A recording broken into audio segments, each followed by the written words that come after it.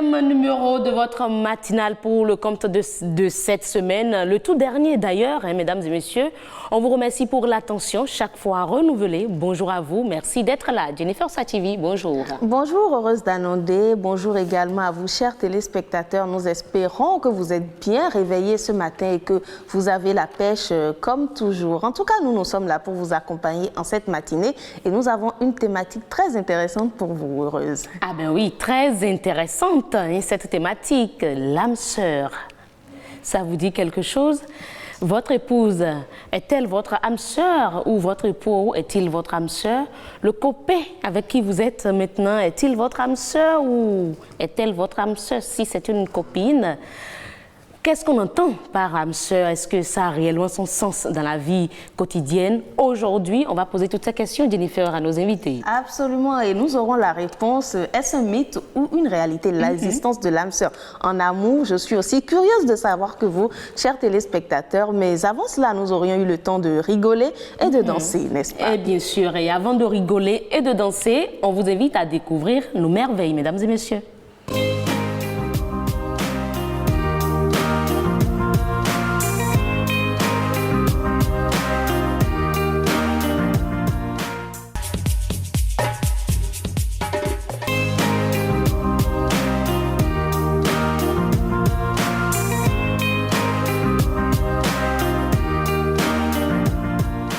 Toutes nos salutations à vous qui nous suivez depuis Dassa, vous qui êtes des collines.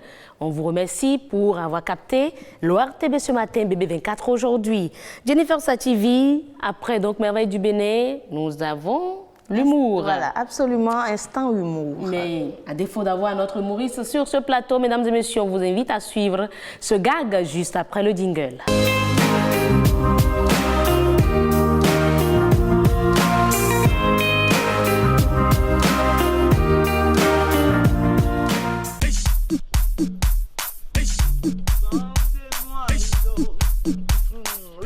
C'est la vie, vendez-moi l'eau.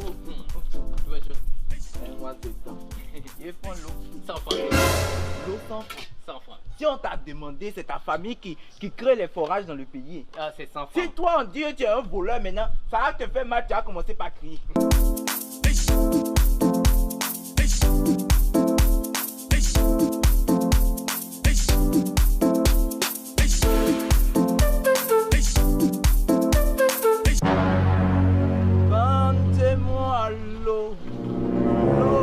La vie, vendez-moi l'eau.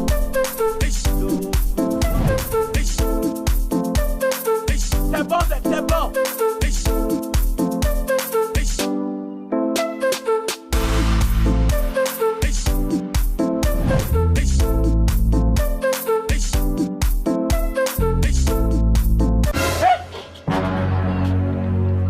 Hey! Seigneur Jésus. Ça, c'est les génies du sable qui sont venus en ville, ça. 100 francs. Mais il va encore aller chercher un autre maintenant.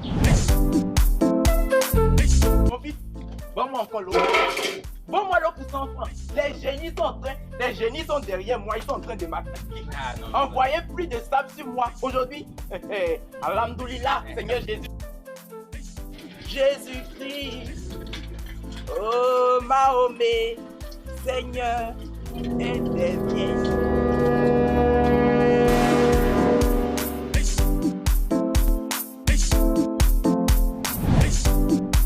Il faut m'ouvrir ça là. C'est la guerre, oui. Vous pensez que vous pouvez m'attaquer comme ça? Il faut me pleuvoir et le sable dans mon truc comme ça.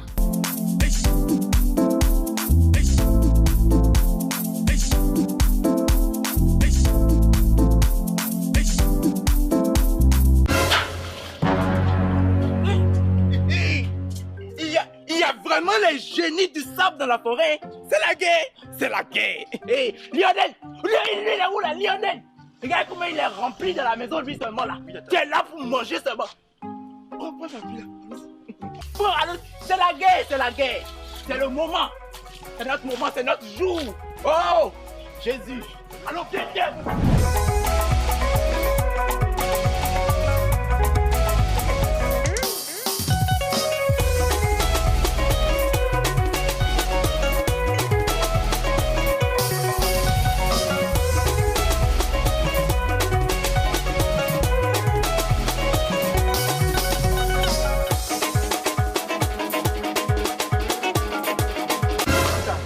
vendeur. Hein? C'est moi le vendeur.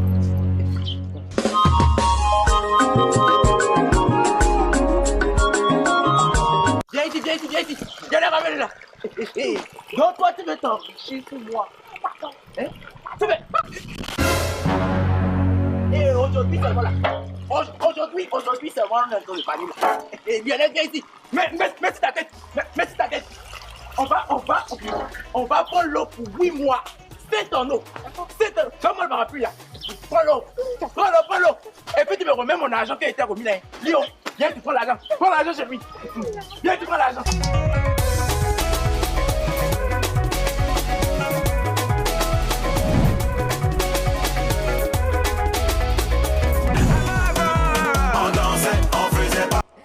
Eh bien voilà, sacré vendeur d'eau, hein? Alors là. Il a usé d'astuces pour pouvoir se remplir les poches et malheureusement, il a été démasqué à la dernière. C'est clair, ça me fait penser à tous ces commerçants qui utilisent des astuces pas possibles pour se remplir les poches. Si seulement on pouvait avoir un Lionel de l'autre côté pour nous dire ah ben ce n'est pas un poids vraiment sûr. Mesdames et messieurs, c'était donc Jojo le comédien et ses associés, je dirais, qui nous faisaient rire de l'autre côté. Alors, après l'humour, on va à présent danser juste après le jingle. C'est le clip.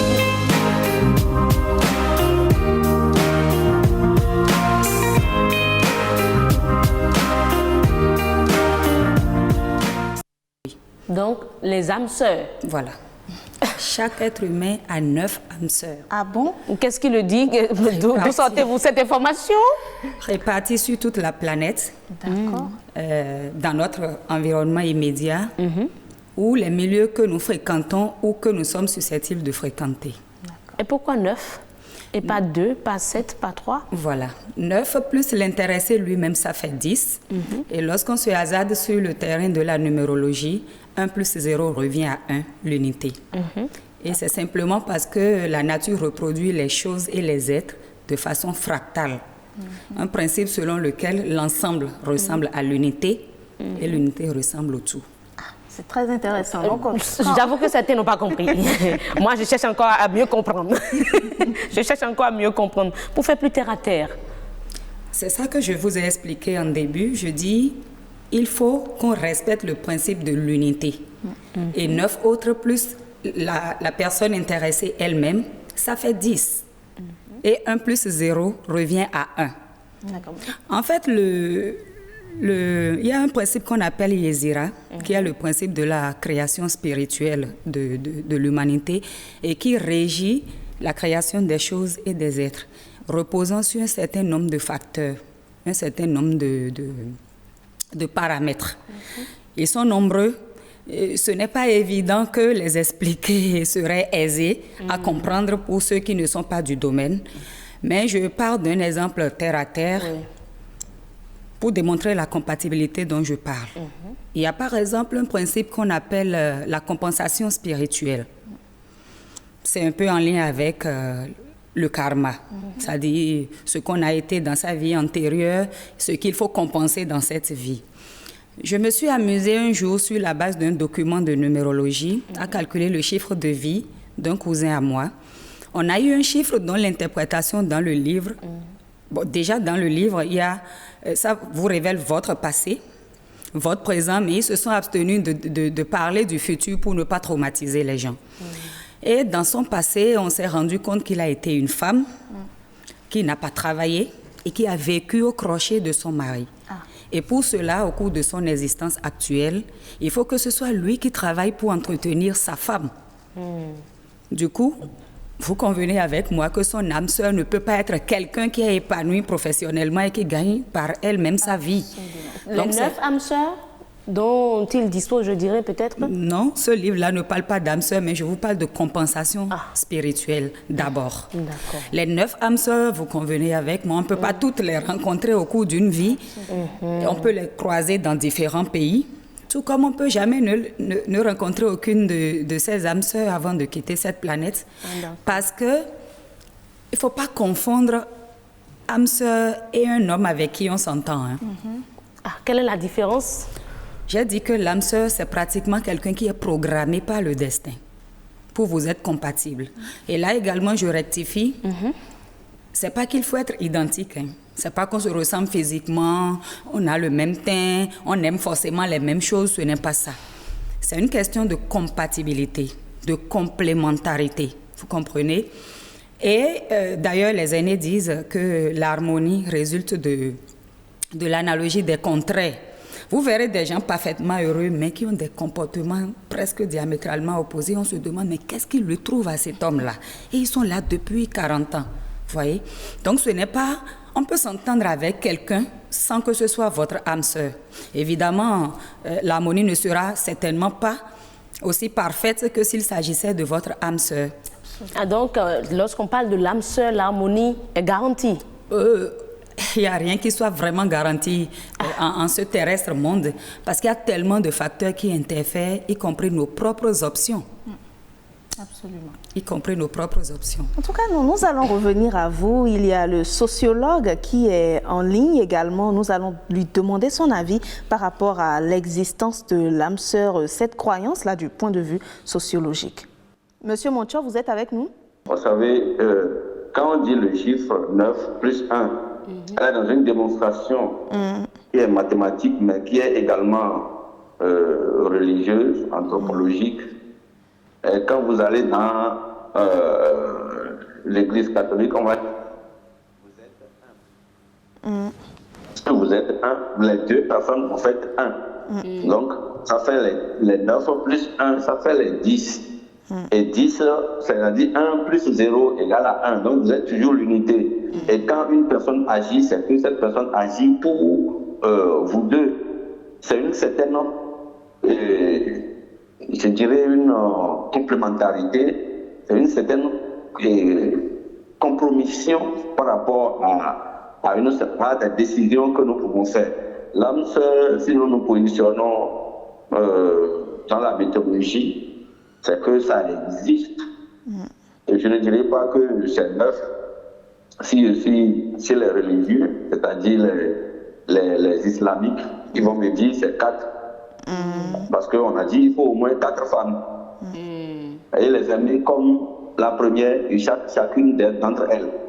Et donc ça veut dire quoi? Ça veut dire que les 4 personnes, les 4 femmes sont vos 4 âmes sœurs que Dieu a prévu, qu'Allah a prévu pour vous. Est-ce que vous comprenez? Donc c'est un peu ça. L'âme sœur, comme on le dit, c'est que on se retrouve à des moments donnés être avec la personne qui te comprend le plus dans la vie. Et quand vous avez la chance de tomber sur quelqu'un qui te comprend le plus dans la vie, c'est que cette personne représente votre âme sœur. D'accord. Du point de vue sociologique, ce sont des analyses qui nous permettent de savoir. C'est une question de compromission à des moments donnés. Si vous arrivez à vous comprendre sur des points de dissension donnés, c'est que vous comprenez, vous êtes des âmes sœurs. Mais il y en a qui ne retrouveront jamais leur âme sœur. Ce n'est pas parce qu'ils n'ont pas la chance, mais ils n'ont pas la possibilité de les retrouver. Et par conséquent, il faut faire une série d'adaptations par rapport à celles avec qui on s'est accouplé. D'accord. Je veux quand même comprendre comment savoir que je ne retrouverai jamais mon âme sœur. Non, a priori, on ne peut pas savoir. Non. En fait, quand tu t'accouples, ou bien quand tu commences le fiançage, ou bien l'amitié avec une fille, c'est que son comportement, sa façon de faire, un certain nombre de dispositifs liés à la façon de quelqu'un qui veut être pérenne dans ta vie, te montre que en fait cette personne est faite pour moi. Et par conséquent, je suis tenu de lui concéder un certain nombre de choses, elle est tenue de me concéder un certain nombre de choses. Donc, on arrive à éliminer des priorités nous revenant et des priorités lui revenant. Donc, elle concède un certain nombre de choses et moi aussi je concède un certain nombre de choses et on arrive à aplanir nos différends pour pouvoir vivre ensemble. D'accord, donc vous êtes en train d'estimer que lorsqu'on fait des concessions pour s'adapter l'un à l'autre, certaines personnes vont dire on s'adopte, ce n'est pas forcément l'âme sœur, c'est bien ça? Oui, parce que ce n'est pas écrit quelque part. Vous n'allez pas voir sur le front de quelqu'un que c'est votre âme sœur. Ce n'est pas possible. Donc, est-ce que vous... Et donc c'est la façon dont vous vivez. Et c'est l'entente que vous avez qui vous fait croire et qui vous permet de savoir ou d'affirmer que vous êtes avec votre âme sœur. Cette personne vous comprend aisément, tant bien même que vous êtes dans la déviance, mais elle vous comprend et elle accepte qui vous êtes et vous l'acceptez qui elle est et vous faites fonctionner votre foyer. Il n'y a rien à faire. D'accord, merci pour D'accord, mais vous avez dit tantôt, et vous êtes revenu sur les propos de Nambo, hein, et 9 âmes sœurs, chez les musulmans 4, mais vous avez parlé également des catholiques. Est-ce que ça dit que les catholiques qui demandent mariage avec une femme, vous vous mariez religieusement avec une seule femme ou un seul homme, est-ce qu'à leur niveau, l'âme sœur, c'est juste une seule personne? Bien évidemment.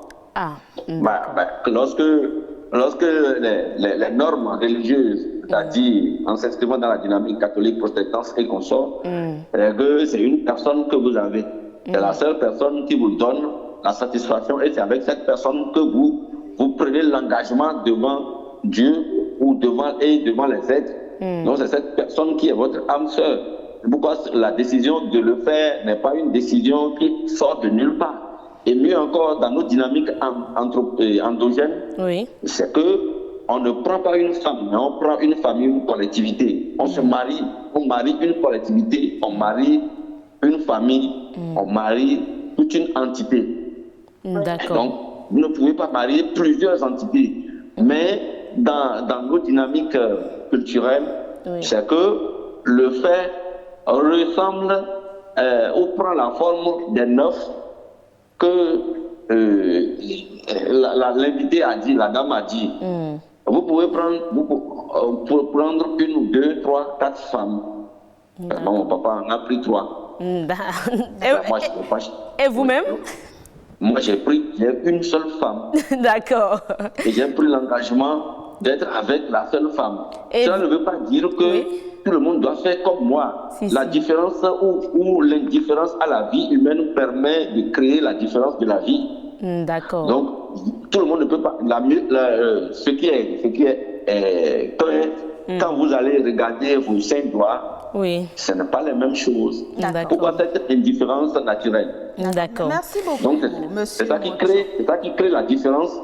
Et c'est ça qui permet de savoir que tout le monde ne peut pas être la même chose et que tout le monde ne peut jamais faire la même chose. C'est une analyse sociologique. D'accord. Merci beaucoup, Monsieur Moncho. Arnaud, vous avez suivi, selon les explications du sociologue, c'est une question de croyance. C'est selon la croyance de chacun qu'on se dit s'il y a une âme sœur ou pas. Vous aviez tout à l'heure dit, vous dites, il y a 7 personnes, c'est elle que je dois épouser. Mais lorsqu'on suit également les explications de Nambo, on se dit qu'il y en a plusieurs qu'on peut se rattraper. Justement, c'est à l'entame, à l'introduction. Vous savez, que nous soyons chrétiens ou pas, la plus grande religion, à part la religion traditionnelle que tout le monde reconnaît au Bénin, c'est d'abord la religion chrétienne catholique. Et d'une façon ou d'une autre, nous avons été tous à l'école française et les Français...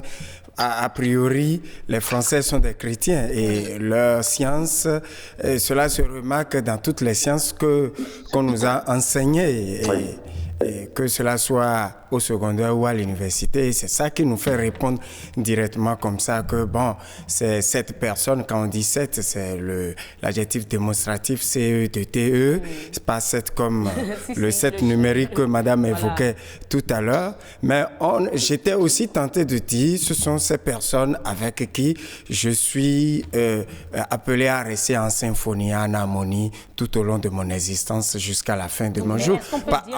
Lorsque je veux m'inscrire dans les réalités endogènes de chez moi, auxquelles je suis très, très attaché aussi. D'accord. Est-ce qu'on peut dire qu'à votre niveau, est-ce que vous pouvez dire que vous avez retrouvé votre âme sœur?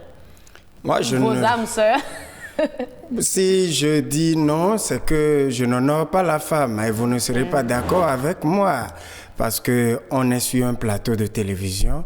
Et pour le moment, celle qui est officielle et que j'ai déclarée sur ma fiche de paye, elle est mon âme sœur, mais avant de la connaître, dans mes conquêtes anciennes, on a tous été jeunes. Il y a une qui m'a particulièrement affectionné et que c'est pour cela que vous dites j'aurais dû épouser telle personne. Voilà, justement, c'est justement pour ça que c'est à elle que je me référais quand je vous disais j'aurais dû épouser telle personne. Si c'est pas que je lui souhaite le malheur, mais s'il arrivait que celle-là arrivait à se représenter devant moi pour me dire bon voilà Arnaud, est-ce que j'ai toujours une place auprès de toi, je n'hésiterai pas à lui dire. Donc pour vous, est-ce que on peut considérer cette femme dont il parle là virtuellement comme son âme sœur peut-être?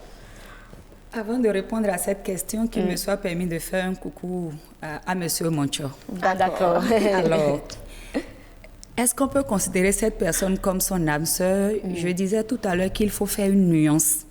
On peut s'entendre avec quelqu'un toute sa vie durant jusqu'au soir sans qu'il ne s'agisse de son âme sœur parce qu'on a fait une option de faire des concessions, de faire avec ce qu'on a. Ça ne veut pas dire que c'est... Est-ce que faire avec ce qu'on a ne veut forcément pas dire que moi qui fais peut-être des concessions, je suis heureuse?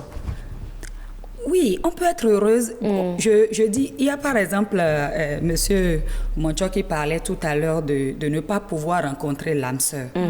En fait, on rencontre toujours l'âme sœur. Et on peut ne pas savoir. On rencontre toujours l'âme sœur. On rencontre toujours, puisque selon le principe de la création, c'est quelqu'un qui est programmé pour vous être compatible. Donc, il ne se peut pas que la nature elle-même ne crée pas les conditions pour que vous le croisiez. Juste qu'on peut le croiser, mais parce qu'il y a des choses en lui ou en elle qu'on n'aime pas, on laisse passer. Absolument. Lorsqu'on laisse passer, l'autre personne qui semble avoir les qualités que vous recherchez a forcément d'autres défauts, mais vous dites que je compense ce qui manque là avec ce que j'ai et vous faites avec. Et un exemple terre à terre, lorsque vous allez consulter par exemple le FA au sujet d'une relation, le FA peut vous dire oui, enfant on dit il vaut beau temps long, un oui net quoi. Tout comme il peut vous dire un oui mais. Et le main, là, il donne les recommandations, ce qu'il y a à faire pour contourner ou amoindrir les difficultés qu'il a évoquées. Vous convenez avec moi qu'on peut vivre en harmonie avec quelqu'un jusqu'au soir sans que forcément ce soit l'âme sœur. Ah ben oui. Donc c'est un peu de ça qu'il est question. Lorsqu'on rate l'âme sœur, rate en griffe, vous croisez l'âme sœur peut-être parce que la personne ne s'habille pas bien, n'est pas physiquement comme vous imaginez votre partenaire, vous pouvez laisser passer. Et je me rappelle que nos aînés, nos mères nous disaient enfants, pour dire que c'est 3 fois qu'on a la possibilité de faire un bon choix. Lorsque vous commencez à pousser là et être en âge d'intéresser les hommes, il y a une première vague d'hommes qui s'intéressent à vous. Lorsque vous ne faites pas votre choix, les mères parlent de midi. À midi, entre griffes, il y a une deuxième vague. Et vers le soir, il y a une 3e vague. Et si vous ne chopez personne parmi ces 3 vagues-là, c'est que vous finissez votre vie dans la solitude. Ah ben, dis donc. Je suis également curieuse de savoir, Nangbo, ces âmes sœurs qu'on rencontre, est-ce que par exemple, quand je rencontre le premier, il me convient plus que le second, ou est-ce qu'ils sont tous programmés pour m'aller à perfection? Bon, je me dis que puisqu'ils sont 9 et qu'au finish, ensemble, vous formez une unité, l'option d'être avec une âme sœur ou avec une autre peut vous orienter sur un axe spécifique de la mission de votre vie, de votre mission sur Terre. Et il faut préciser aussi que chacune de ces âmes sœurs également a 9 autres possibilités. Sinon, parce que si vous en chopez une et que vous laissez les autres, elles deviennent quoi? Vous comprenez? On a toujours la possibilité de rencontrer son âme sœur. Le flair pour l'identifier, c'est en cela que réside le gros problème. Et c'est ça que la tradition résout par la consultation, les méthodes divinatoires et tout ce qui permet de savoir. C'est pour cela que, dans la tradition, lorsque une relation naît, les parents consultent. Et je voudrais profiter pour dire à mon vis-à-vis, mon ami, que en fait, la religion catholique n'est pas venue nous enseigner la notion de l'âme sœur. Puisque enfant, on dit Semensu, Semensi. Ça veut dire que déjà nos vénérables ancêtres, nos aînés, nos devanciers savent que le destin prévoit quelqu'un, qu'il soit 9, 4, 7, puisque c'est un débat d'école. Oui. Forcément, le destin a prévu quelqu'un pour s'entendre parfaitement avec une personne donnée. D'accord. Vous convenez ça avec moi? Du coup, quand les relations démarrent, on va faire une consultation et on écoute ce que le Fa dit. Est-ce que c'est vraiment son âme sœur? Si c'est oui, parfois le Fa dit c'est peut-être pas l'âme sœur, mais si on prend telle disposition, il peut vivre en harmonie jusqu'au soir de leur vie. Donc, Monsieur Adadia, sur cette base, est-ce qu'on peut dire que l'on n'a forcément pas besoin de rechercher l'âme sœur? Bon, moi, je reste un peu indécis. Je reste un peu indécis parce que je suis du courant de ceux qui pensent que... enfin, je suis de ce courant-là, de ceux qui pensent qu'il faut forcément rechercher l'âme sœur. Parce que l'objectif de l'existentialisme, de l'existence, c'est quoi? C'est le mieux-être, c'est l'épanouissement, c'est l'harmonie parfaite dans le foyer, dans le couple. On dit en fond, Minido Walode, nous menons millénichlo. Mais quand vous n'avez plus ça et que toute votre vie doit être un dilemme, toute votre existence doit se résumer à pourquoi je me suis retrouvé dans cette situation-là. Vous voyez qu'on ne peut pas vous répondre à l'affirmatif au premier chef à votre question. Donc, on doit forcément rechercher l'âme sœur. Pour une vie parfaite. Plus épanouie. Plus épanouie. Oui. Même s'il arrivait que j'ai 4 femmes et que finalement c'est une seule qui devient mon âme sœur parmi les 4, je peux dire aux autres, partez. Je reste avec celle-ci, basta, et puis la vie continue. Et puis la vie continue. Votre objectif, c'est de retrouver votre âme sœur. Oui, la gaieté du cœur. N'est-ce pas? Mesdames et messieurs, nous vous invitons à suivre la réaction des citoyens. Est-ce qu'ils ont déjà retrouvé leur âme sœur? Est-ce qu'ils croient d'abord en l'existence d'âme sœur? On suit, on revient.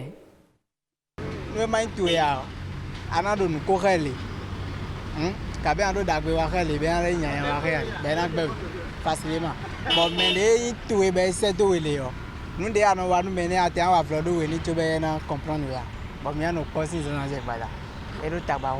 Je suis sûr que je me suis marié avec celle que j'aime et celle qui m'aime beaucoup. Parce que tout ce qu'on se dit se réalise comme on le veut et on s'entend très bien sur tous les plans. Elle est comme ma maman. Vraiment. On ne sait même pas comment Dieu a fait pour nous unir. C'est arrivé et c'est tombé. On dirait que c'est Dieu même qui a choisi, qui nous a choisi l'un pour l'autre. C'est venu comme ça. Et nous prions Dieu pour que ça soit comme ça jusqu'à la fin de notre vie terrestre. Je ne pense pas qu'il y ait des astuces pour reconnaître une âme sœur. Je pense qu'il faut mieux faire avec ce qu'on a, c'est tout. On risque de perdre tout le temps et puis... Avec les conditions actuelles de la femme où il faut vite enfanter, ci ou ça, je ne pense pas que ça soit l'idéal. Non, c'est mais si c'est mais soit nous m'avons tout dit tout bon, m'avons bien dormi dans nos postes sans pas et non forcé. Bon peut-être nous attendons les maintenant pour de nous accueillir bon pour de voir comme nous dehors, bécli bon. Mais mais la mode c'est mais si tu dis. Je suis actuellement avec une qui me convient beaucoup, je ne sais pas si c'est mon âme sœur ou pas. Bon, pour reconnaître cette âme sœur, c'est à travers ses comportements,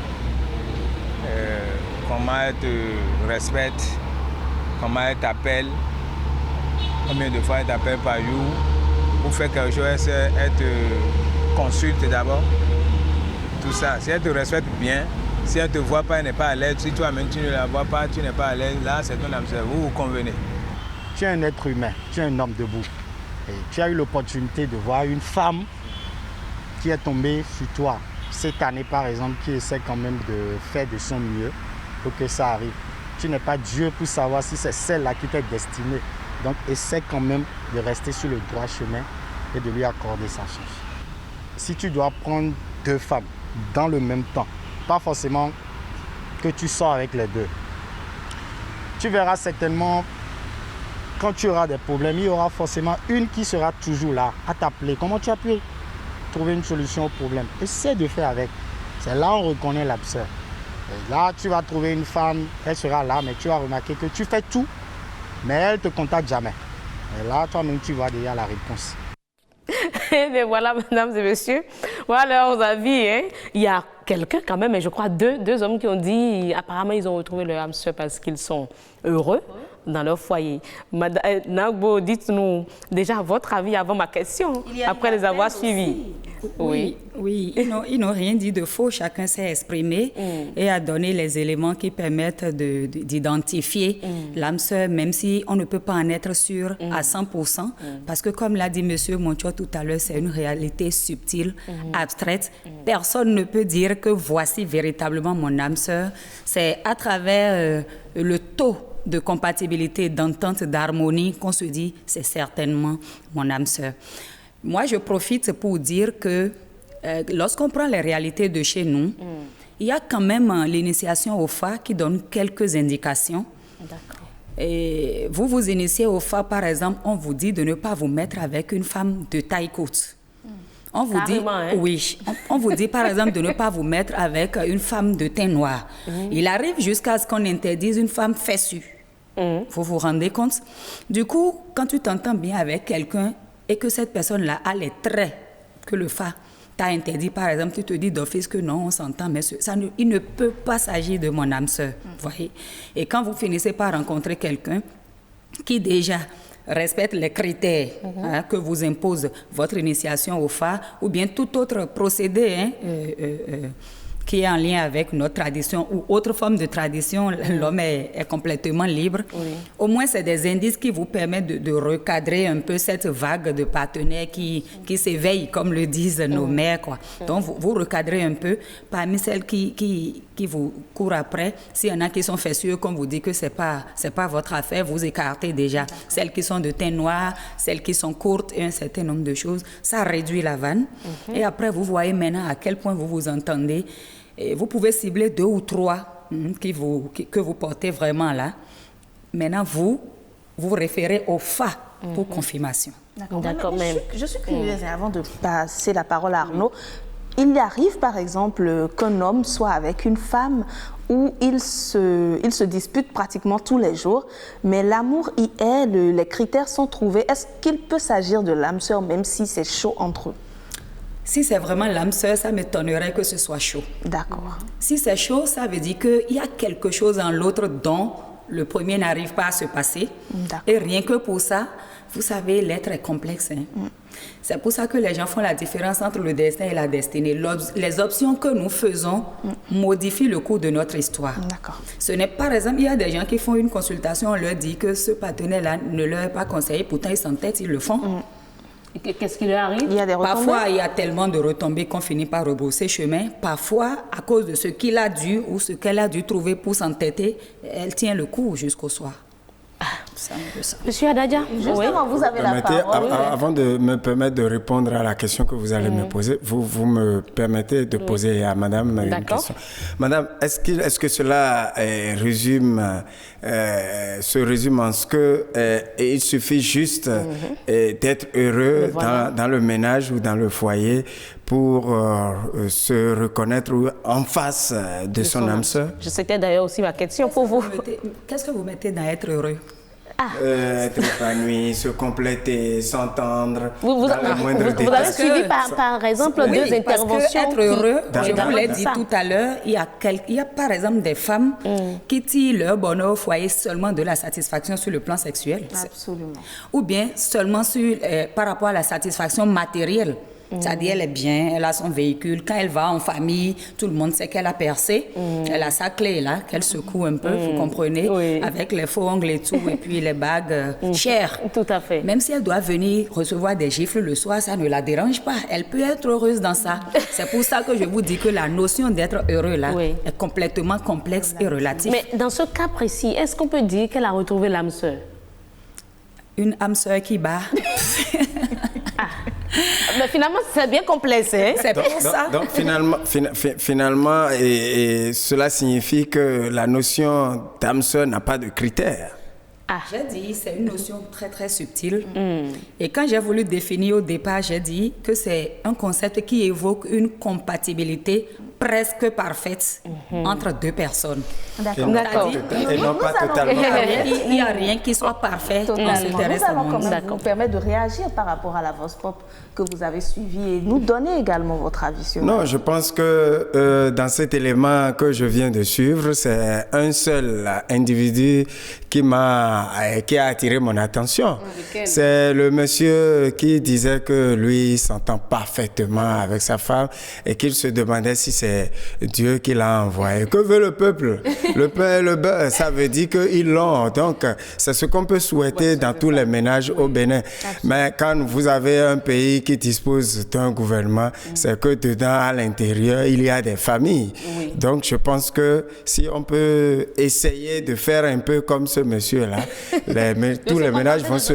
Oui, de se contenter du peu que l'on a. Bon. D'accord. Les ménages vont se... Monsieur Moncho, voilà. Monsieur Moncho, est-ce qu'on peut dire que c'est seulement la religion, je dirais nos religions endogènes qui mettent en pratique peut-être l'âme sœur qu'on recherche? Merci madame. Non, c'est pas... Ça n'a rien à voir avec la religion endogène. Vous savez, c'est une problématique un peu abstraite. Quand vous allez écouter madame qui intervient, c'est qu'à des moments donnés, vous vous accouplez avec quelqu'un sans savoir que cette personne est votre âme sœur. Et donc, c'est au fil du temps que vous vous rendez compte que, à travers le fonctionnement, à travers l'animation de la vie du foyer, à travers la régulation du foyer, que vous vous rendez compte que, en fait, cette personne était destinée à moi, ou bien à la personne qu'il faut pour moi, ou bien je suis la personne qu'il faut pour cette personne. Ce n'est pas dans un seul sens.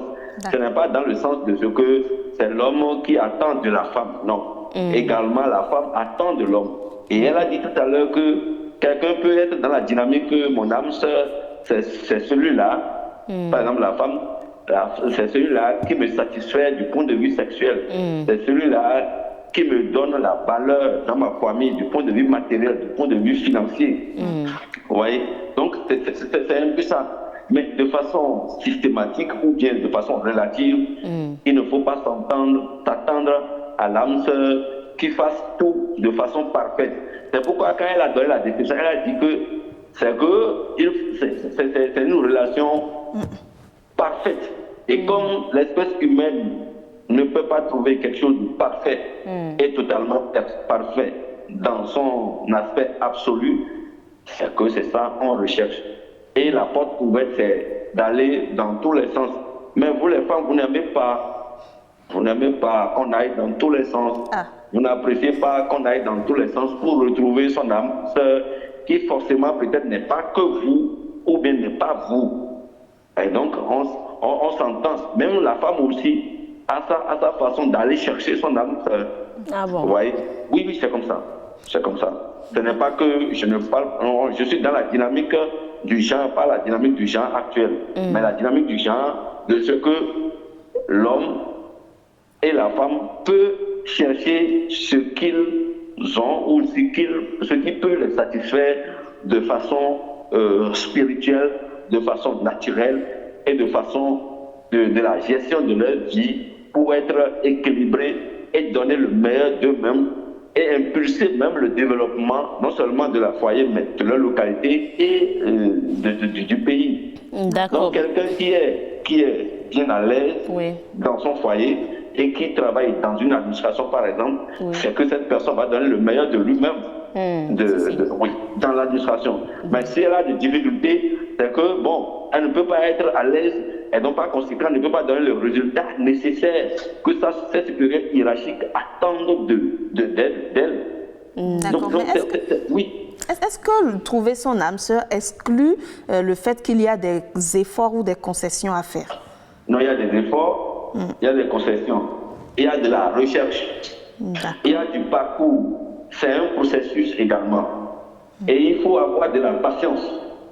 Parce que si tu n'as pas de la patience, tu ne peux pas s'apercevoir de ce que cette personne, je suis je peux lui permettre ceci, elle peut me permettre ceci, et par conséquent, on a un point d'ancrage qui nous permet de nous entendre.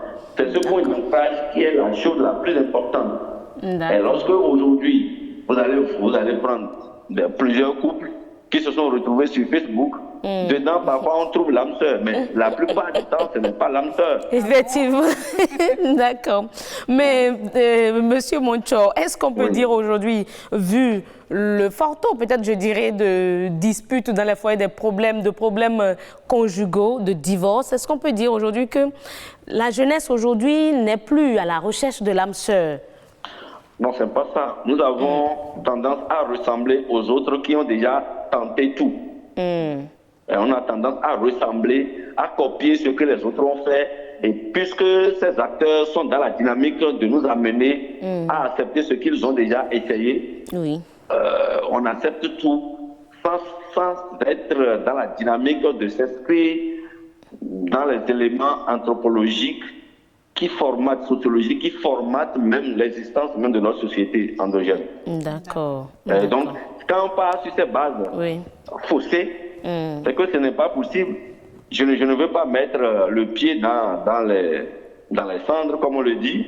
Vous voyez la décision de la Cour constitutionnelle. Une femme, l'enfant qui doit porter concomitamment au nom de famille de son père, le nom de famille de sa mère, ainsi de suite. Ça va donner quoi par la suite? Est-ce que ceux qui donnent cette décision aujourd'hui, est-ce que le fait qu'ils ont porté le nom de famille de leur père a créé un problème pour la société béninoise? Bon, ça c'est un débat qu'on va mener après, monsieur. Ah oui, c'est ça. Donc, ça part de là également. Est-ce qu'en faisant ça, on rencontre son âme sœur pour le simple fait qu'il y a une certaine association du nom de la mère? Ils ne sont peut-être pas dans cette dynamique, certainement d'autres intentions les ont nourris même. Oui. C'est ça les réalités sociologiques, anthropologiques qu'il faut tenir compte avant de prendre des décisions qui prennent la forme d'une certaine... D'accord. On vous aura compris, monsieur Monchom. Madame Nangbo, alors dites-nous, est-ce qu'on peut, ceux qui nous suivent là aujourd'hui et qui ont des questions, parce que tout ce que vous dites là, c'est un peu aussi incertain.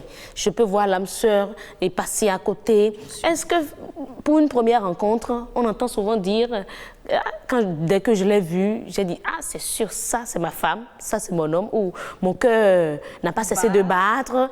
Est-ce que c'est un signe pour se dire, ah ben, c'est déjà un début pour se dire, c'est mon âme sœur? Il faut reconnaître que les âmes sont diversement évoluées.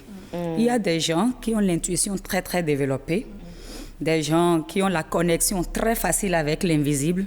Il y a des gens, par exemple, qui peuvent, au cours d'un sommeil, avoir la révélation. On peut leur dire que telle personne que tu es en train de lâcher, c'est ton âme sœur, à cause des initiations, des consécrations ou bien des expériences qu'il avait capitalisées au cours de des existences passées. Donc, on n'a pas tous la même prédisposition à détecter notre âme sœur. C'est ce que je vous expliquais tout à l'heure. Il y a même des procédés dans la tradition pour susciter la rencontre de l'âme sœur. Des trucs qui sont réalisés à la base de la vertu des éléments des trois règnes. Vous l'utilisez au bout de 41 jours maximum, vous rencontrez votre âme sœur. Mais une chose est de rencontrer l'âme sœur, l'autre est de pouvoir l'identifier. Mais une troisième est de l'accepter. Tout à l'heure, Jennifer demandait à M. Moncho si le fait de rencontrer l'âme sœur exclut les concessions. Non, justement, c'est là même que réside la concession parce que ce n'est pas forcément tel que nous l'avons bâti dans notre tête. Et la première conception déjà consiste à l'accepter physiquement tel qu'il est, puisque c'est d'abord le physique qui frappe quand même. C'est ça qui nous fait remarquer. Donc si déjà à ce niveau vous trouvez qu'elle est trop effilée, trop obèse et qu'elle ne vous convient pas, vous ne prenez pas la peine, le temps de découvrir ce qu'il y a au-delà de cette obésité ou de cette maigreur physique-là. Donc c'est justement ces concessions de départ-là qu'il faut faire. Peut-être c'est avec vous qu'elle sera et puis la maigreur va passer à l'obésité. Peut-être. Il y a des gens qui sont prévus ou alors programmés pour ne jamais grossir. quel que soit ce que vous donnez comme popote. N'est-ce pas? Donc, c'est un peu ça. L'âme sœur existe, ça c'est une évidence. On rencontre toujours au moins une de ces âmes sœurs, mais c'est comment l'identifier et rester avec qui est le gros problème. Sinon, les dispositions peuvent être prises pour rencontrer son âme sœur. Et tout à l'heure, si vous permettez, vous demandiez si la jeunesse aujourd'hui, avec le taux de divorce et tout, c'est parce que nous nous camponnons aux considérations matérielles. Il faut qu'il soit canon, il faut qu'il ait telle profession, il faut qu'il ait telle allure, il faut que. Et tant que la génération émergente va s'accrocher à des considérations matérielles comme ça, c'est évident que nous allons perdre les yeux qu'il faut pour remarquer l'âme sœur. Vous convenez avec moi? Vous parliez. De savoir. Est-ce qu'il y a des forces extérieures? Un instant, Arnaud. Un instant. Est-ce qu'il y a des forces extérieures, justement, qui peuvent, si on rencontrait cette âme sœur une seule fois au cours de la vie, créer la séparation? C'est pas forcément spirituel, peut-être des on-dit, des rumeurs, ou carrément des forces spirituelles qui pourront arriver à détruire cette union-là, empêcher qu'elle ait lieu. Empêcher que les âmes sœurs se retrouvent sans que ça ne dépende. dépende. Ensemble. C'est une évidence, la vie est un combat, c'est une jungle.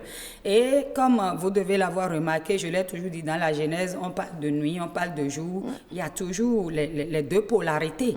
Pendant que, même dans l'invisible, des gens sont en train d'œuvrer pour que vous vous croisiez. Dans le même temps, d'autres, les forces du mal, sont peut-être en train d'œuvrer pour que jamais ça n'arrive.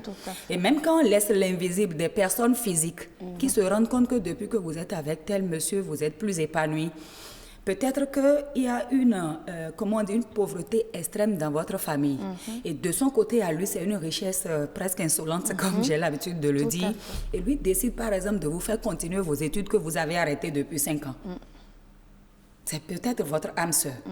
Et c'était prévu que lui vienne compenser ce vide-là dans votre existence. Mais les enfants des autres qui sont à la maison, des autres épouses de papa qui sont là, ils ne vont pas bien voir ça. Donc forcément, ils vont tenter d'y mettre, de vous mettre les bâtons dans les roues. Mais est-ce que la victoire est forcément garantie du côté des âmes sœurs? Ah non, il n'y a rien qui soit garanti en ce terrestre monde si vous ne faites pas les options qu'il faut et si vous ne vous battez pas. Je l'avais déjà dit tout à l'heure. Vous pouvez être avec l'âme sœur et finir par la quitter. Soit parce que vous manquez de patience, soit parce que vous enviez encore un autre homme dehors. Ça scintille et ça vous fait quitter votre foyer. Ou bien c'est que lui, il se met avec une autre femme, il prend encore une autre épouse qui peut ne pas être son âme sœur, mais parce qu'il y a quelque chose en cette femme-là qui lui plaît, il prend cette deuxième épouse et si vous n'avez pas la patience, vous pouvez partir. La nature a tout mis à notre disposition, mais tout dépend des options que nous faisons. Monsieur Adadia, très intéressant. On vient à vous. Jusqu'à la profession. Même le travail qu'on doit faire dans sa vie, le métier qu'on doit exercer pour avoir la paix, l'aisance, tout ça là est programmé. C'est programmé, mais on peut se retrouver dans une filière qui n'a rien à voir avec ce qui était programmé pour nous. Oui, j'étais tenté de dire que, mis à part toutes les théories d'ordre spirituel qu'on peut énumérer autour du sujet, je suis tenté de tirer comme conclusion à partir de ce débat-là que nous menons que la notion d'âme sœur aussi pourrait être aussi une notion d'ordre personnel. Cela dépendrait des individus. Parce que à partir du moment où je me suis érigé des principes et que dans ma pleine croissance, je me suis dit, voilà le type de femme que je recherche, voilà le type d'homme que je recherche, tant que je n'ai pas retrouvé cet individu-là ou cette femme-là, je n'ai pas encore mon âme sœur. Et avant de finir, je m'avais posé cette question-là à madame. Quelle relation vous faites entre la notion d'âme sœur et la notion d'ange gardien? Deux choses différentes? Est-ce qu'il suffit que j'ai une personne à côté de moi qui me complète assez suffisamment pour que je me dise c'est mon âme sœur, c'est mon ange gardien. Puisqu'on l'entend. Vous comprenez qu'Arnaud se cherche encore, il cherche à comprendre comme certains citoyens. Ce n'est pas sur le plan sentimental. Quand on parle d'âme sœur, c'est relation amoureuse. C'est déjà cette démarcation qu'il faut faire. C'est déjà ça.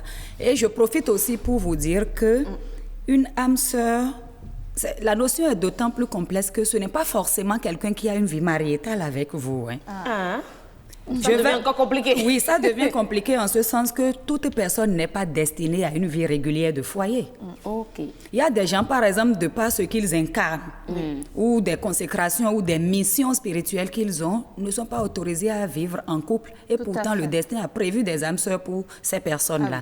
Alors, lorsque tu rencontres ton âme sœur et que les conditions de sa vie, de son existence ne vous permettent pas de vivre ensemble, alors que toi, tu aimerais bien te réveiller aux côtés de ton partenaire tous les matins, tu peux le refuser pour ça. Quelqu'un qui est toujours entre deux avions, il est au Bénin peut-être une semaine, toute une année, il peut être ton âme sœur. Mais parce que toi, tu veux, comme on le dit, c'est ça quoi dans nos croyances. Donc, c'est pour vous dire que l'âme sœur, sa mission dans votre vie va au-delà des considérations d'ordre matériel. C'est pour ça que j'ai aimé la réaction de M. Moncho tout à l'heure, quand il disait que ça peut même contribuer au développement de la nation. Je parlais tout à l'heure du principe Yézira. Au-delà de la compensation spirituelle dont nous avons parlé, qui est en lien avec le karma, il y a également les besoins spécifiques de l'humanité dont on tient compte dans la création de l'homme et donc de la création de ses âmes sœurs. Il y a également les acquis spécifiques de l'âme dont on tient également compte. Il y a le philosophe Platon qui a dit si une âme n'a pas contemplé la géométrie et la mathématique dans une vie antérieure, comment on peut lui expliquer les choses dans cette vie et elle va comprendre? Et il parle du phénomène de la réminiscence, c'est-à-dire le mécanisme par lequel l'âme se rappelle les données qu'il avait déjà capitalisées au cours d'une ancienne vie. En somme, c'est que c'est des gens qui ont une mission, qui sont impliqués dans une mission commune.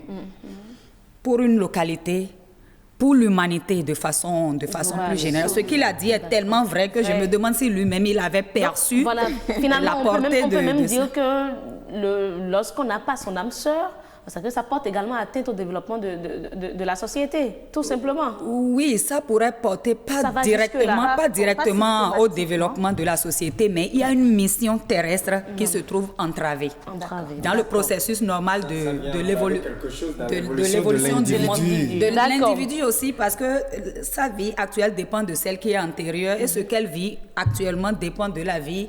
Bon, pour tout ça, il faut croire au principe de la réincarnation. Mesdames et messieurs, on va écouter, c'est très intéressant, mais on va lire l'avis de quelques citoyens, des avis reçus sur le net. Nos internautes, le premier dit ceci, quand on pose la question, est-ce que l'âme sœur existe? Il dit, âme sœur et les veufs et veuves qui se remarient. Aurait-il 2 ou 3 âmes sœurs? Un autre message, bonsoir le forum, c'est ce que beaucoup de gens disent sans savoir vraiment comment s'y prendre en astrologie. Il suffit juste de faire la somme de sa date de naissance jusqu'à l'année et pareil pour sa femme ou copine. Ainsi, vous allez trouver un chiffre que vous allez décrypter. Maintenant, chez nous en Afrique, précisément au Bénin, on fait référence à un bokono et on lui demande si votre union est possible. Et avec ces notions, il pourra vous en dire plus. Un autre message, je crois que dans la société, les filles et les garçons naissent pour grandir et se marier. Certains vont se marier, mais d'autres non. Certains vont commencer sans aller au soir, d'autres vont rattraper au milieu pour aller au bout. Et ce message qui continue, il dit, pour faire un choix de conjoint, il faut forcément des considérations et des critères selon les personnes, les familles, les cultures, les milieux. Il y a des critères intrinsèques et des critères extrinsèques. On pourrait aussi parler de critères liés à la nature et des critères liés à la culture. Si la nature est ce qui est en nous et la culture, tout ce que nous avons reçu du dehors. Un message qui dit « c'est un rêve ». Si l'on tient à parler d'âme sœur, alors je les considère comme sœurs adoptives. Les 2 conjoints s'adoptent par amour ou par raison. Si l'union s'écroule, chaque âme adopte une nouvelle sœur de son côté si elle ne se résigne au célibat. Voilà un autre message. Âme sœur, c'est quand on veut draguer qu'on emploie ce groupe de mots. Mais si l'oiseau est dans la cage, on oublie ça rapidement pour faire face aux difficultés inhérentes au couple. Un autre message qui dit « Bonsoir à vous. Dans le cas de plusieurs femmes, on ne peut plus parler d'âme sœur. Encore que moi, je ne crois pas à cette affaire d'âme sœur. » Et pour finir, mais je pense personnellement qu'il y a forcément pour chaque personne sa seconde côte. Ceux qui savent s'y prendre arrivent à la rencontrer. Eh bien voilà. Mais je vais quand même demander à Monsieur Moncho, est-ce qu'aujourd'hui la société est encore, je ne dirais pas en phase, mais évolue un peu comme nos grands-parents qui, avant de se mettre ensemble avec un homme ou une femme, elle l'a évoqué tantôt, vont toujours vers le FA pour une consultation, pour vérifier. Est-ce que, bon, je ne dirais pas, peut-être c'est ça, est-ce que c'est mon âme sœur? Oui, merci beaucoup. Je pense que c'est très important ce qui se dit sur ce plateau. Vous savez, tout le monde n'adopte pas le FA, tout le monde n'est pas dans la dynamique du FA. Et donc, quand tu prends ceux qui sont dans la religion endogène, ils vont prendre ce chemin. Mais ceux qui sont dans la religion, dans les religions révélées, ainsi de suite, vont faire des prières, d'accord, pour rencontrer leur âme sœur.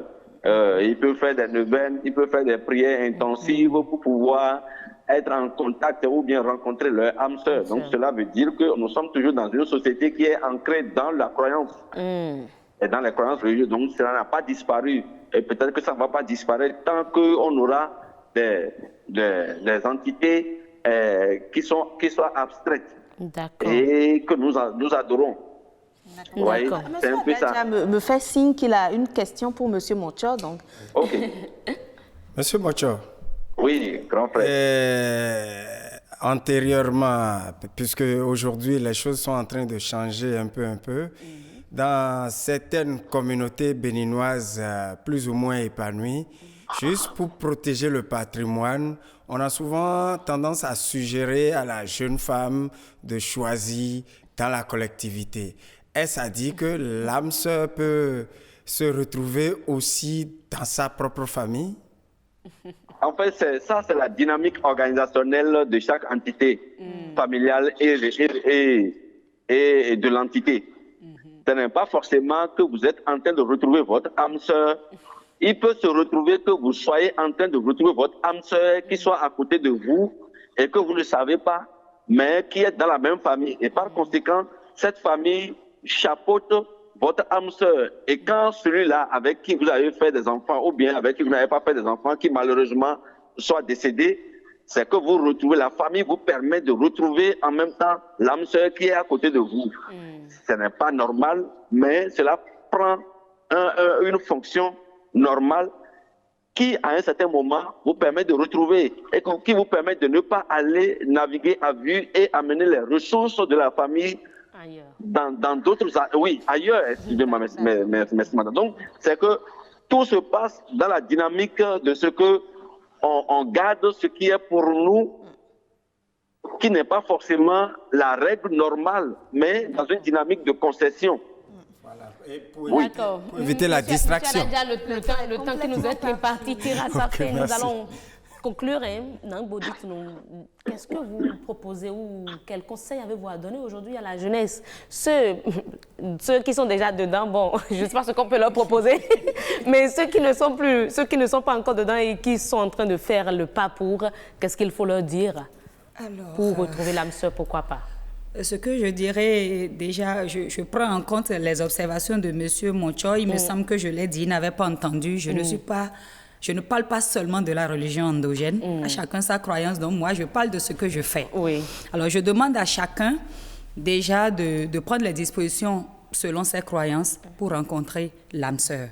Si c'est le FA, comme je l'ai dit, pourquoi pas ne pas s'initier au FA pour savoir le type de partenaire avec qui on doit aller et quelles sont les concessions qu'on doit faire. Parce que parfois, on vous dit même que votre caractère est tel que il vous faut faire ci, il vous faut faire ça pour pouvoir rester sous le toit d'un homme. On peut même vous dire que vous ne pouvez pas avoir une vie conjugale rigoureuse. Donc, si vous avez toutes ces informations-là, vous n'allez pas rejeter l'âme sœur qui n'est pas disposée à vous prendre sous son toit. Donc, il faut déjà aller à la recherche de l'information quel que soit le procédé, qu'il soit endogène ou non, prendre les dispositions pour pouvoir le rencontrer et maintenant déconstruire des choses dans sa tête. Hein?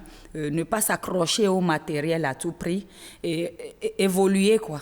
Avoir la maturité spirituelle ou même se référer à des grands maîtres, des dignitaires, des aînés pour vous orienter. Il y a tel facteur, analyser avec vous. Et quand vous finissez par tamiser qu'il en reste un ou deux, allez vers le procédé de votre choix pour voir lequel je prends parmi les trois ou bien parmi les deux. Merci voilà beaucoup, le conseil que je... Pour conclure. Monsieur Adja. Oui, à l'antipode de madame, je dis l'homme vit d'esprit et de matériel. Donc je conseille aux aspirants à une âme sœur d'observer l'âme sœur, que l'âme soit de sexe masculin ou féminin, si l'âme est laborieuse, si l'âme est paresseuse, bonjour les problèmes. Docteur Moncho, voilà, une conclusion. Merci beaucoup. En fait, dans la tête de chacun d'entre nous, il faut prier ne pas être avec l'âme sœur qui ne soit pas dans la même dynamique que vous. Imaginez qu'il y a des gens qui sont nés pour ne pas avoir des enfants, alors que vous allez vouloir des enfants. C'est ça. Et donc, ça pose un problème. Ça veut dire quoi? Vous allez retrouver votre âme sœur sans que cela ne soit compatible à vous. Donc, il faut prier, être avec l'âme sœur. Mais comme la nature humaine n'est pas égalitaire, c'est que tout le monde ne peut jamais obtenir ce qu'il veut. Et il faut à un certain moment se contenter de ce qu'on a pour peut-être créer l'équilibre du monde. C'est ce que je peux dire. Merci beaucoup Bruno. Merci beaucoup Bruno Moncho, vous êtes sociologue. Merci. De la débrouille et de la déviance. D'accord, merci pour la précision. Voilà, j'y suis arrivée. Merci également à vous d'être passé. Monsieur Adja, merci également à vous pour la disponibilité. De rien. Mesdames et messieurs, c'est donc tout pour le débat consacré à l'existence de l'âme sœur. En amour, est-ce un mythe ou une réalité? Ce qui est sûr, ils l'ont tous dit sur ce plateau, c'est réel. Maintenant, il faut des dispositions pour vraiment retrouver votre âme sœur ou vos âmes sœurs, parce qu'il y en a plusieurs selon ce qu'on a eu sur ce plateau. On vous retrouve juste après ceci. Bienvenue au Bénin. Paysage verdoyant, relief multiforme, faune et parc naturel, plages ensoleillées, cité balnéaire ultra moderne, rythme au corps, rite au cœur, vestiges et reliques d'une histoire séculaire, brave peuple, biens et personnes sécurisées. Le Bénin, terre de culture et de riches traditions, vous... Suivre us et coutumes. Oui, et nous sommes...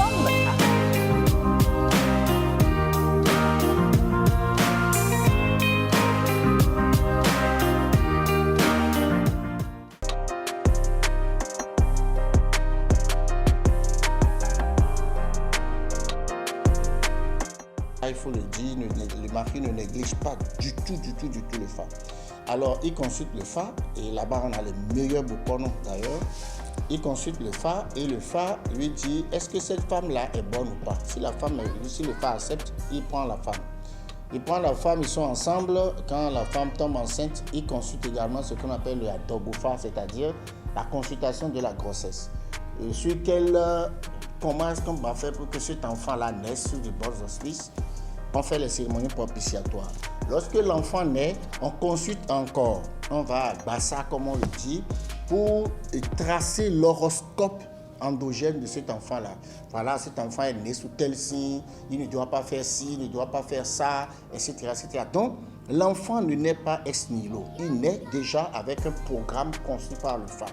Et lorsqu'il enfreint souvent à ce qu'on lui dit, eh bien, il a les conséquences.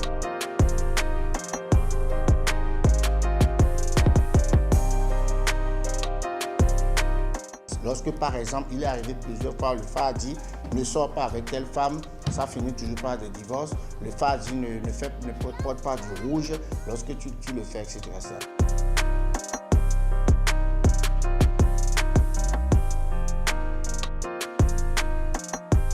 Lorsque vous prenez par exemple la cérémonie d'initiation au FA, le FA, comme on le dit, c'est ce que rien n'a créé et qui a tout créé. Chez les maris, c'est ça. Alors, l'homme va dans le phasou, c'est-à-dire que c'est la nuit qu'il va et c'est toute une cérémonie rituelique pour tracer son chemin initiatique. La femme est dans 5 fa, c'est-à-dire la femme coupe le fa, elle peut prendre le fa en plein jour, n'importe où, mais l'homme doit aller dans le phasou, c'est-à-dire que dans le champ du fa. Et ça se fait, c'est un rituel au cours duquel il trace lui-même, il prend les noix de Bonduc, il trace son signe et lorsque le signe est sorti, on lui fait les interdits, on lui dit comment il doit faire, comment il ne doit pas faire.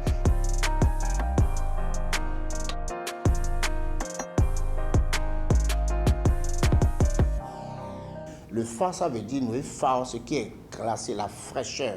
Donc, lorsque tu as le fa dans ta vie, ça veut dire que tu ne dois plus avoir aucun problème. Le fa te protège. Et donc, lorsque vous prenez par exemple la fête de l'Iyam, c'est en même temps une fête très importante pour les maris parce que c'est un rituel très important. Ce tubercule est identifié à l'homme parce que c'est un tubercule. Lorsqu'on met ça sous terre, ça fait 9 mois avant de pousser. Et quand ça pousse, on ne s'amuse pas avec parce que les gens ont établi un rapport de similitude entre la vie de l'homme et la vie de l'Iyam. C'est très important. C'est pour ça que lorsque vous allez à la fête de l'Iyam à Saint-Valour, c'est tout un festival, c'est mystique, c'est festif et tout. Et les gens profitent de ce moment-là pour laver leur fa. Et c'est en ce moment-là qu'on donne le thé là, le tubercule là au fa, et c'est quand votre fa mange ça que vous mangez et ça vous donne beaucoup de prospérité.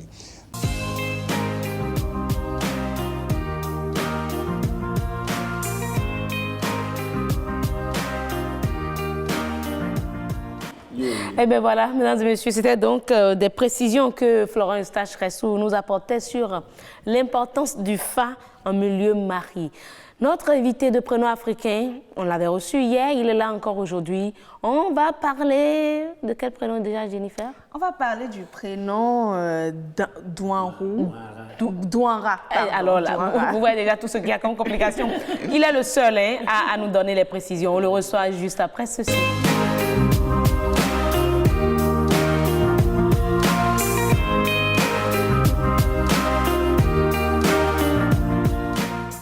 Eh bien voilà, nous sommes avec Yoru Yerima, ressortissant de la culturelle Batonou. Merci d'être là, bonjour. Merci, je vous remercie très sincèrement pour la confiance que vous placez à ma modeste personne. Je suis très content. Eh bien aujourd'hui, le second nom, le second prénom dont nous allons parler, c'est tout dans la catégorie des Bariba, propriétaires terriens qu'on appelle Baton Guéou. D'accord. Alors, dans cette catégorie-là, il a un personnage très discret, un personnage très bien, un personnage secret, un personnage vraiment qui garde le secret, qui est timide. C'est lui qu'on appelle Bouara.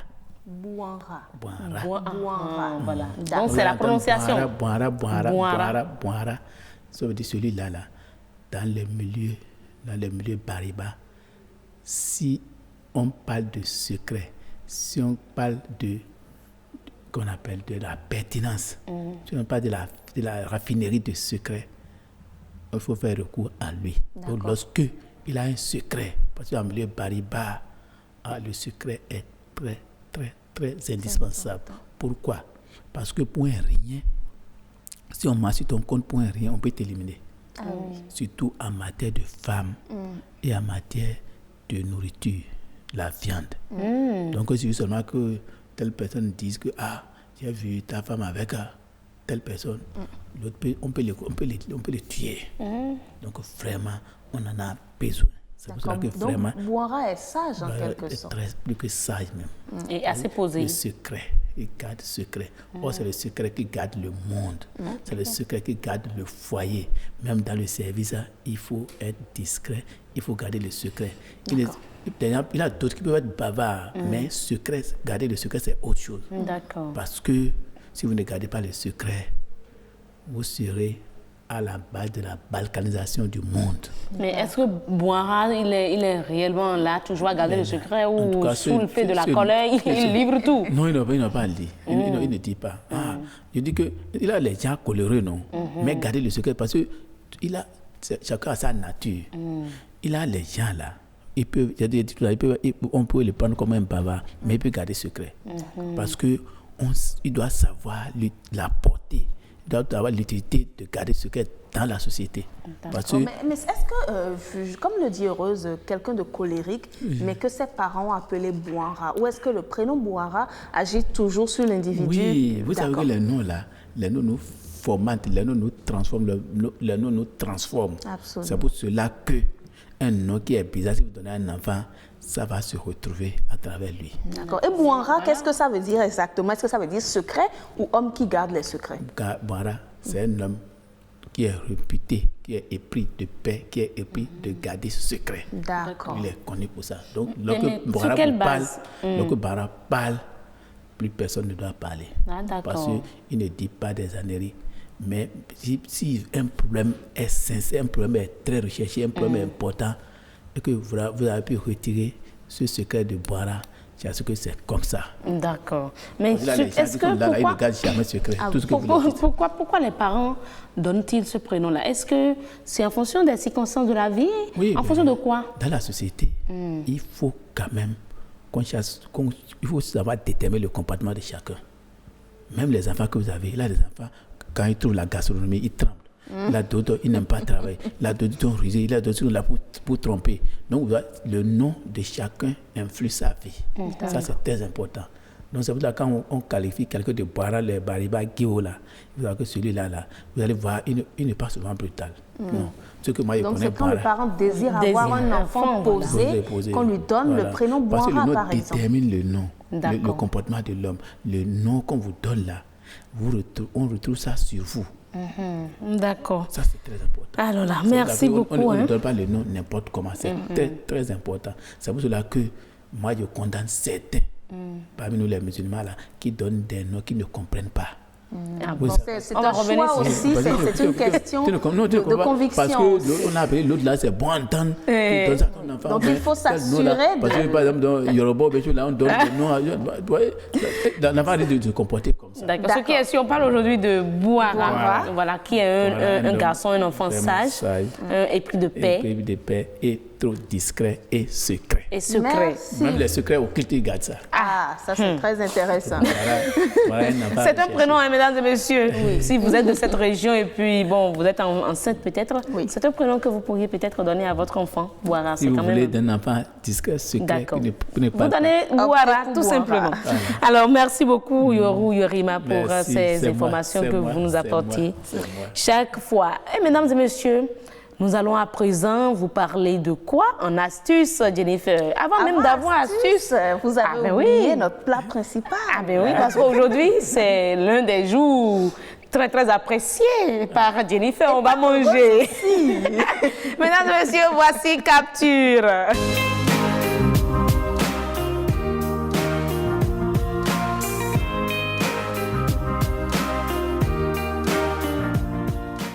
Alors, Jennifer Sativi, mesdames et messieurs, je le disais, elle adore ce jour. Les dimanches, on mange. Jennifer, on va manger quoi aujourd'hui? Je vais vous proposer un petit déjeuner très léger. Vous voyez là une omelette avec de la laitue. Il y a un peu de sauce pour agrémenter le goût. Vous avez du croissant dans un petit bol blanc et puis du jus d'ananas. Je crois que c'est un bon petit déjeuner bien complet pour vous. Omelette. Voilà, c'est pour la matinée, pas forcément pour les grands repas de fête du dimanche. Mais ce matin déjà, vous pouvez chercher un croissant. Vraiment. Si vous n'en faites pas, cuire une omelette, couper des laitues et bien agrémenter pour pouvoir avoir un bon goût ce matin. Ça met l'eau à la bouche en tout cas. Ça me met l'eau à la bouche Vraiment, vraiment. Mesdames et messieurs, facile à faire, je dirais. Hein? Oui, facile à faire. Qui ne l'a jamais fait d'ailleurs. Non. Qui ne l'a jamais fait. Aujourd'hui, elle accompagne juste ce plat d'omelette d'une petite salade. Absolument, une toute petite salade bien agrémentée. Vous voyez découper l'essentiel, ajouter la sauce et voilà, c'est un bon petit déjeuner complet. Vous en pensez quoi, monsieur Yorou Yerima? Vous en pensez quoi de ce plat? Très bien. C'est vrai que le bariba là, c'est yampilé. C'est au choix. C'est bon, il a dit que c'est bon. Mais comme lui préfère si je n'ai pas trouvé yampilé, je préfère ça. Donc vous prenez yampilé très tôt le matin comme ça pour petit déjeuner? À 5 heures. Ah, tu vas aller au champ là. Il faut avoir de la force. Tu vas piocher 1 hectare, 2 hectares. Ah, tu veux faire le ventre? Le croissant, je ne suis pas sûre. L'omelette, en tout cas, ne peut rien. Tu as le vertige qui va te faire tomber. Faut prendre goût. Et tu attaques là-haut, tu transpires. Alors, mesdames et messieurs, après donc la capture qui nous mettait l'eau à la bouche, on va vous demander de suivre Astuce avec Jennifer juste après le jingle.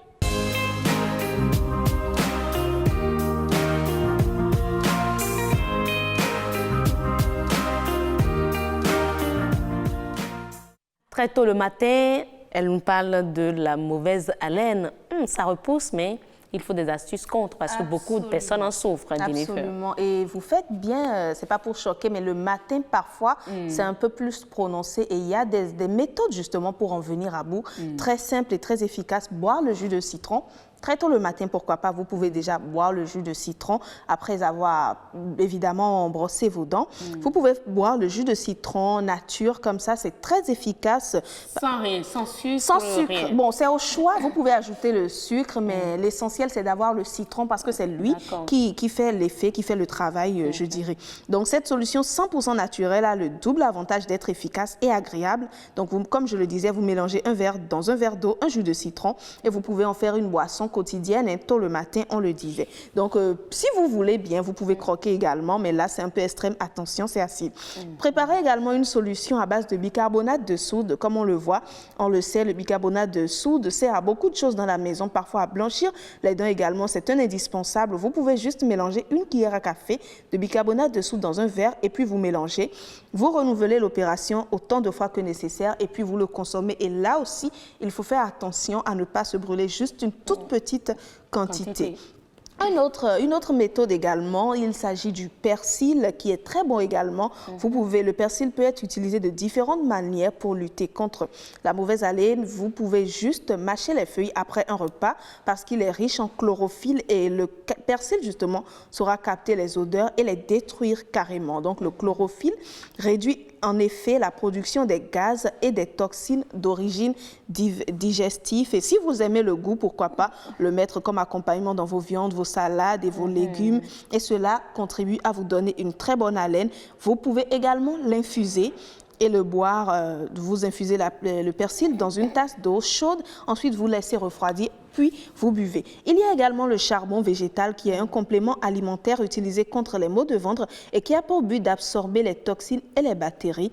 Il est donc recommandé pour lutter contre la mauvaise haleine. Vous mélangez une cuillère à café de charbon dans un verre d'eau et vous buvez après la préparation de chaque repas. Attention également à ne pas abuser. Il est cependant extrêmement important de demander l'avis d'un pharmacien, je vous en prie, avant de savoir si on est apte ou pas à consommer ce mélange-là du charbon. On peut également se tourner vers les huiles essentielles pour finir. Vous savez que les huiles essentielles ont de très bonnes odeurs, lavande, etc. Donc, si aucune de ces différentes méthodes que nous avons citées ne vous conviennent, prenez juste vos huiles essentielles et là, vous choisissez, vous avez l'embarras du choix, vous choisissez selon le parfum qui vous convient. Mais les huiles essentielles ne sont pas agressives, justement, ce sont juste des huiles.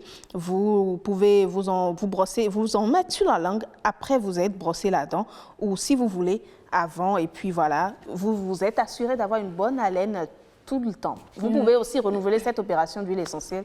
C'est toujours agréable. D'accord, Jennifer. On vous aura compris, hein? Mesdames et messieurs, vous avez pris note, j'espère. Hein? Assez d'informations, assez d'astuces contre la mauvaise haleine. Il ne nous reste plus que quelques minutes, 2 minutes environ, je dirais, pour prendre congé de vous, mesdames et messieurs. On va tout de suite sur la piste de danse.